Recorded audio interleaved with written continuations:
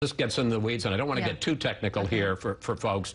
You sent a letter to Republican congressional leaders on Friday in which you said, I want to extend my hand. I want bipartisan compromise. One of the things that you very much want, and you just referred to it, I talked to Kellyanne Conway about it, is what are called cost-sharing reduction payments. These are payments to insurance companies that lower the out-of-pocket costs to things like deductibles and co-pays for lower-income people who are on the exchanges. Let me just say, President Trump tweeted this yesterday. If a new health care bill is not approved quickly, bailouts for insurance companies, he's talking about the CSRs, and bailouts for members of Congress will end very soon. Here's my question, Leader Pelosi. To keep those CSR payments, what are you, as Democrats, willing to give to get a real compromise? No, let's back up on this.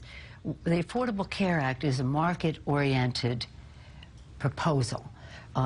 Doing the cost-sharing, the reductions are a way to have it be in the free market, in the marketplace, as opposed to having everyone, say, have many more people on Medicaid or something. So there's governors, states have said, give me the money, I'll buy insurance for these people. So this is not bailing out insurance companies. This is about having stability in the private sector in order to provide health care. With a huge government subsidy. Here's my point.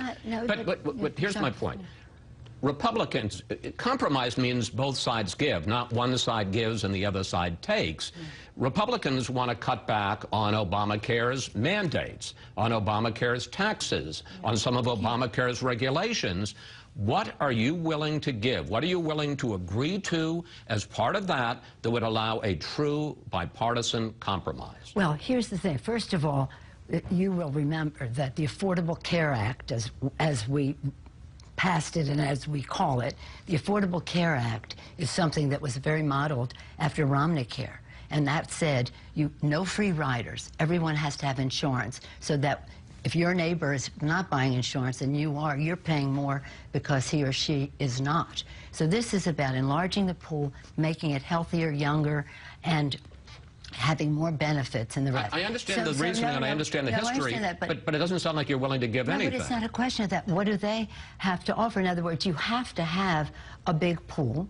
And in order to do that, you have to have the employer and the But how about, for instance, you talk about a free market. Instead of mandating that people have it, what the Republicans were saying, forgive me, was if you don't have it and now you want to buy insurance, you got to wait for a while, or you got to pay a premium to get it. In other words, instead of saying, I'm the government, you have to buy insurance, why not say there's going to be a penalty if you don't buy it? Well, here's the thing. When the president went into office, there really was an opportunity to say, you don't like this, how would you do this?